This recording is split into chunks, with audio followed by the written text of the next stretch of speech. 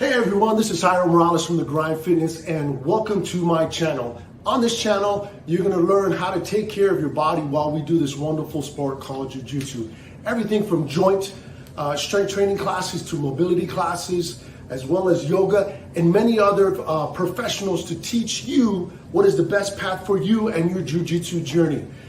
If you haven't already, please do me a favor, hit the subscribe button, hit the bell. You know what to do. Share this with somebody if you think this might help the community to be able to take care of their body for their journey on Jiu-Jitsu. Oos, guys. Hope to see you on the mat.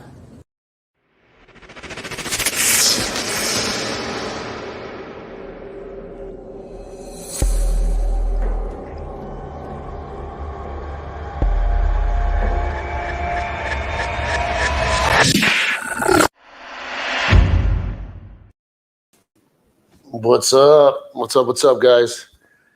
First time I watched that intro, God, I want to sign up for myself and all my channels. It seems so professional. All right, so today we're going to do fingers, jam fingers. So we've done Jiu-Jitsu fingers before. This is not it. Jiu-Jitsu finger is one of the other videos I've done before. It's really more about overworked flexor muscles from doing grips in Jiu-Jitsu. Hold on. Oh, she's messing with me, huh? I was just double checking the sound because the sound level has been messing with me the last couple times. So the girl that helps me basically sent me an emoji and whatever. Anyway, I'm totally sidetracked. Okay, anyways, so Jiu-Jitsu fingers, what we talked about before, is basically overworked flexor muscles when we're doing gi, just from holding on to the gi from grips. So this is not it. We're talking about like a jammed finger. So the reason why I decided to do this because I jammed my finger about a week ago. These are like common things you're going to get when you're doing jiu-jitsu, which is why I kind of teach when we do like the tabletop position in some of my classes, where I teach you how to basically keep your weight on the meat of your hands, which is this part right here. It's the same thing when you're falling and you're posting.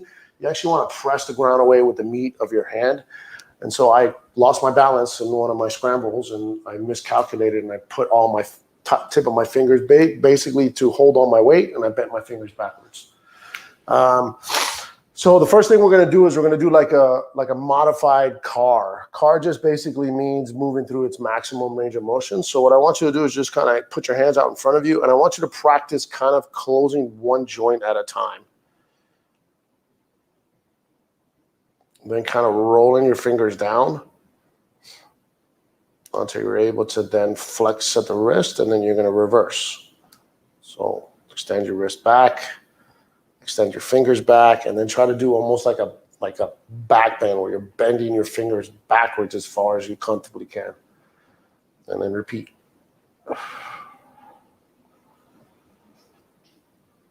So with me right now, I actually can't make a fist with my left hand because this is the hand that's messed up. So I have to make a real conscious effort to actually maximize that flexion when I do it. A couple more.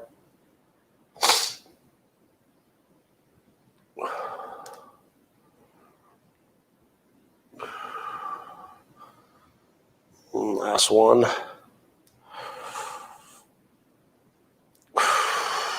One thing I did forget to mention, when you're doing this, again, if you jam your finger, you have to give the opportunity for your finger to heal a little bit because basically you hyperextended one of the joints. So most likely the joint at the phalange, each individual joint is actually inflamed of some sort.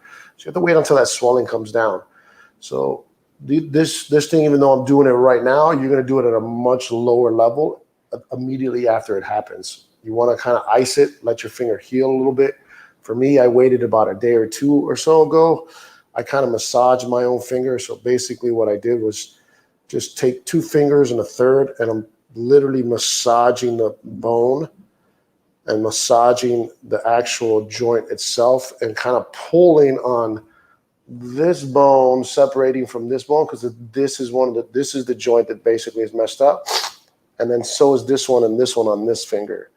So as I'm kind of massaging it, I'm almost kind of like, think of between each knuckle, Sorry, it feels like I'm giving the middle finger to the camera, but I'm not. In between each knuckle is an actual bone. So you actually kind of want to think that you're trying to separate them a little bit when you're actually massaging it. So that's what I do is, and not only, it's like it kind of, ow, it hurts so good, but you're kind of giving a little bit of alleviation to the actual joint that got strained in order for you to do this kind of stuff. So when I'm actually doing these finger C.A.R.s, like what I just did, I kind of, in between sets, I'll massage my own finger just to kind of give it a little bit of soft tissue work so that you can help it kind of heal more efficiently. Good. Let's do another round.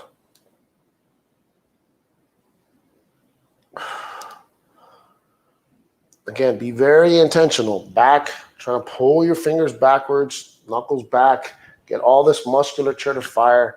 And then when you're reversing, try to think that you go on one knuckle at a time. You're trying to make as much concentration at each knuckle as you possibly can. A couple days ago, I couldn't even do this very well just because my finger was inflamed. So I was doing it to where my hand was going like this. Now I'm actually able to kind of close it, which is good. Obviously, my finger is healing. What you don't want, which is what can happen, is you don't want your one bone, because you hyperextended in one direction, to kind of heal like crooked. Basically, what will happen is like this bone will actually shift in one fraction or 2 degrees, and that will inhibit you being able to close your hands. So you'll be able to grab gi and grab grips, but then you'll have trouble like grabbing a pen or grabbing a cup of coffee or something like that. Nobody wants that. One last one. Good. All right. So now we're going to take whatever finger, for me, it's my middle finger predominantly. We're going to take the finger that we jammed, and what we're going to do is we're going to bend it on itself. So this is why I got the pillow here in front so that you can kind of see. So you're basically kind of bending the finger on itself, and you're kind of lightly kind of pressing down to try to get the maximal flexion of that knuckle, of that finger. And then you're just going to sit here for a little bit. So we're doing that same pails and rails, or the things that you always see me do where it's like for the shoulder or for the hip joint or whatever it is. What we're doing is, it's right now, it's limited space or limited range of motion, excuse me. What I'm doing is I'm trying to find the end range of it, and then I'm going to try to see if I can work it out in that end range. And what that end range does is it nudges the bone to kind of keep moving in that direction that I want, which is flexion. Because if I don't force it to do this, it's going to stay rigid. I don't know if force is the right word. Force seems kind of a little bit excessive. What you want to think is more like push it in the direction of that. Force seems like you never want to force anything. So like even right now, like the discomfort, it's like a tightness, but I'm trying to get it to relax. So even though I'm kind of lightly pressing on it, I'm not pressing heavily on it, just kind of passively putting a little bit of load. So it stresses that finger out a little bit.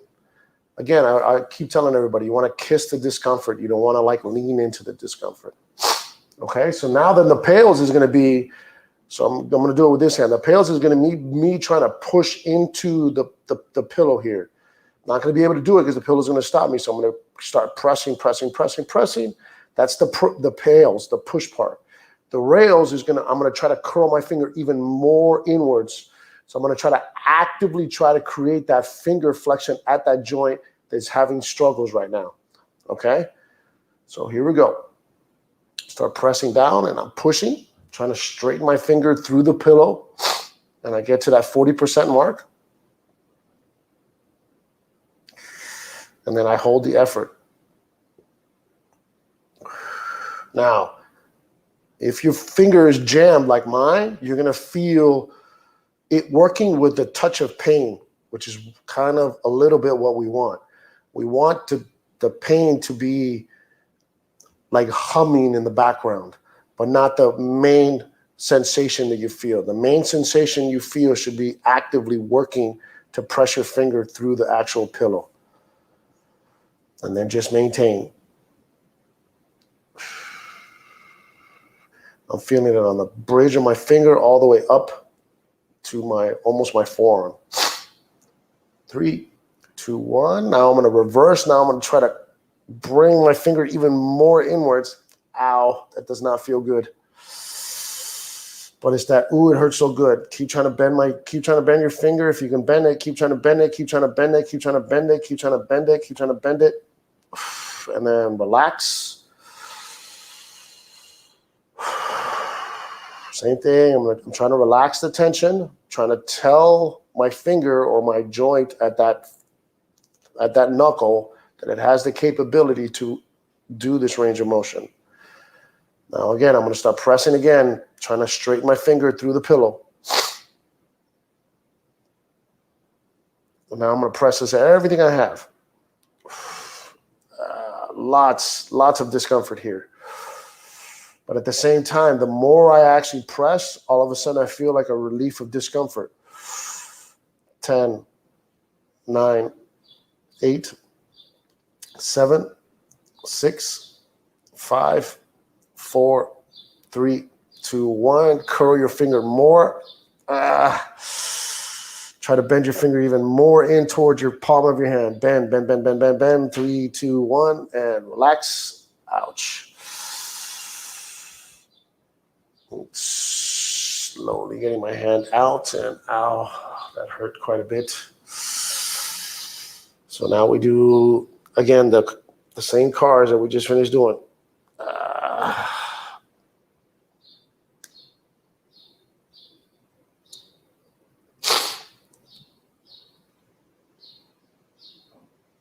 So we're saving the work here. So we put some load. We worked a little bit at the end range, and now we're teaching the finger that I just finished working that it has the capability to do that range of motion that I just kind of pressed into.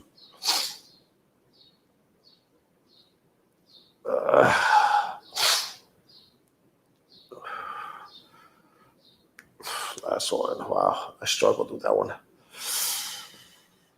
Okay, last one we're going to do is you're basically supporting your fingers against, like as if you're praying. Okay, what I want you to do now is I want you to try to straighten your finger as much as you possibly can and get the matching non-hurt hand, or if they're both hurt, together to basically try to straighten your fingers as much as you possibly can. From there, we're going to work on that same middle finger because that's the one that's hurt for me, okay? Or whatever finger or digit that you have that's injured, okay? And what you're going to do is you're going to press against the opposite finger, the same middle finger for me on the opposite side. That's going to be the pales part. And I'm going to get that up to 40%. And if you can already see, my fingers are already trembling because it doesn't understand what I'm asking it to do because it's mildly injured. 10, 9. When I get to 1, I'm going to try to basically pull my finger away from the other finger, keeping the palm of my hands together and just try to back bend my own finger. 3, 2, 1, and back bend my own finger.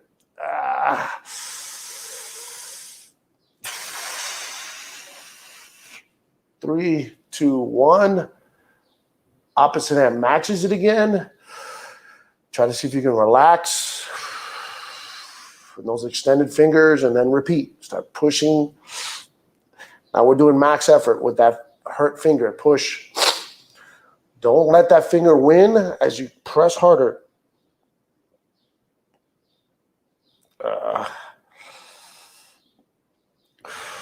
Keep pressing.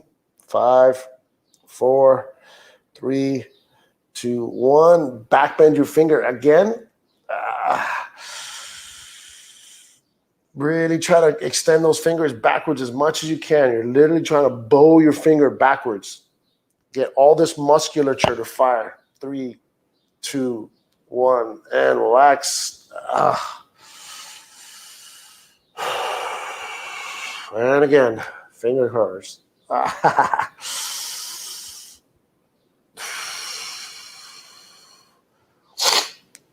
So when you jam your finger like this, at the very beginning, when you first do this,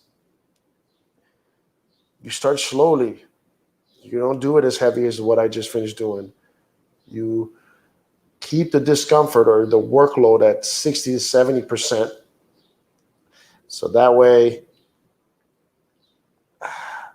you can manage the discomfort. Because again, you want to kiss the discomfort.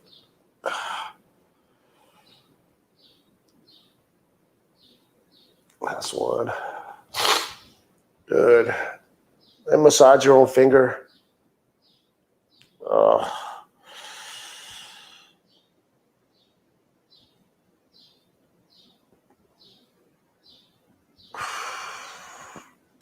And that's it, guys. So that's jam finger. Again, first, just a couple precursors, little asterisks at the very bottom. Immediately when you do it, you want to kind of take it easy, ice it. What I did was I iced my finger, I iced my hand for like 2 or 3 days. On like day 3, I didn't roll for 2 days. All I did was the instructional. On day 3, I taped my finger with my other finger to kind of keep it like rigid so it had some stability so I wouldn't accidentally bend it when it was hurt. And then I would do this 2 or 3 times a week just to kind of help my finger heal. What you're trying to do is just help your finger heal correctly. And you don't allow it to kind of heal either sideways or crooked or inflamed so that it stays rigid. And we already get fat knuckles as it is because of jiu-jitsu. You don't want crooked knuckles either because it'll affect you in the long run. Okay, guys, thanks for watching, and I hope to see you next week.